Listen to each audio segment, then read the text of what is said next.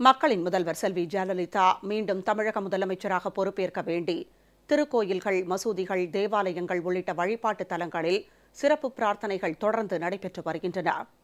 ஏராளமான பொதுமக்களும் அஇஅதிமுகவினரும் வழிபாட்டு நிகழ்ச்சிகளில் பங்கேற்றுள்ளனர். திண்டுக்கல் மாவட்ட ஜெயலலிதா பேரவை சார்பில் நாகல் நகரில் உள்ள ஸ்ரீ மாதா புவனேஸ்வரி அம்மன் திருக்கோயிலில் சிறப்பு பிரார்த்தனை நடைபெற்றது. அஇஅதிமுக நிர்வாகிகள், தொண்டர்கள் மற்றும் பொதுமக்கள் இதில் கலந்து கொண்டனர்.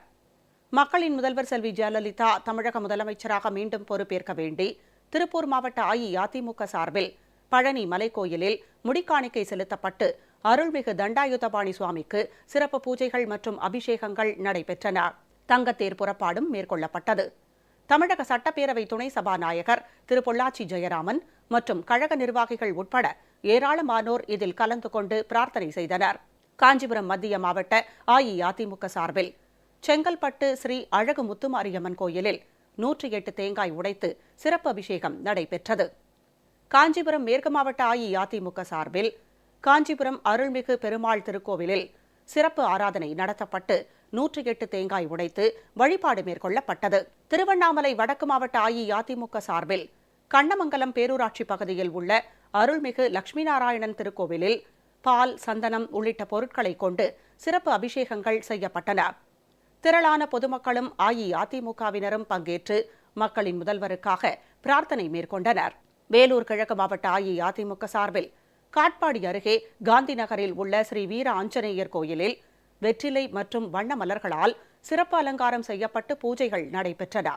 கரூர் வெங்கமேடு காமாட்சியம்மன் ஆலயத்தில் சிறப்பு அபிஷேகம் நடைபெற்றது. இவ்வழிபாட்டு நிகழ்ச்சியில் கழக நிர்வாகிகள் உட்பட ஏராளமானோர் கலந்து கொண்டு பிரார்த்தனை செய்தனர். நாகை மாவட்டம் எருக்கூர் ராமேஸ்வரியம்மன் ஆலயத்தில் 108 தேங்காய் உடைத்து வழிபாடு நடைபெற்றது. பொதுமக்களும் அஇஅதிமுகவினரும் இதில் கலந்து கொண்டனர். அன்னதானமும் வழங்கப்பட்டது. புதுக்கோட்டை அருகே உள்ள சோத்துப்பாளையம் பிடாரி கோயிலில் சிறப்பு வழிபாடு நடைபெற்றது. கழக நிர்வாகிகளும் தொண்டர்களும் கலந்து கொண்டனர். திருவாரூர் மாவட்டம் புலிவலம் ஸ்ரீ தக்ஷண கோகர்ணேஸ்வரர் சிவாலயத்தில் சிறப்பு அபிஷேகம் மற்றும் மகா தீபாராதனை நடைபெற்றது.